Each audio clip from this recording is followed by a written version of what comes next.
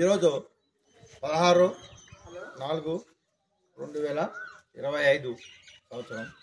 ఇప్పుడు నేను రామప్ప దేవాలయంలో ఉన్నాను. ఈ వరంగల్కి సమీపంలో ఉంది ఈ దేవాలయం.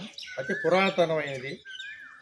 సుమారు 2013 సంవత్సరంలో ఈ శతాబ్దంలో 2013 శతాబ్దంలో ఈ మందిరాన్ని నిర్మించడం జరిగింది. అతి పురాతనమైన ప్రసిద్ధి చెందిన మందిరం ఇది. రామప్ప అనే అతని శిల్పి పేరు. ఒక శిల్పి పేరు మీద ఐ థింక్ నీకు ఈ శిల్పి పేరు మీద ఇట్లాంటి మందిరం నిర్మించడం అనేది పేరు మీద ఉండటం అనేది చాలా అరుదు. అయితే కాకతీయ కాలం లాంటి రాజులు శిల్పి పేరు మీద ఈ పేరుని రామప్ప అనే పేరు మీద నిర్మించడం ద్వారా పేరు రామప్ప దేవాలయం వచ్చింది. యాక్చువల్గా ఇక్కడ దేవుడి పేరు రుద్రేశ్వరాలయం. ఇది దీన్ని రుద్రేశ్వరాలయం అంటారు. రామప్ప దేవాలయం అనేది రామప్ప అనేది శిల్పి పేరు కాబట్టి ఆ పేరు అలా వచ్చింది.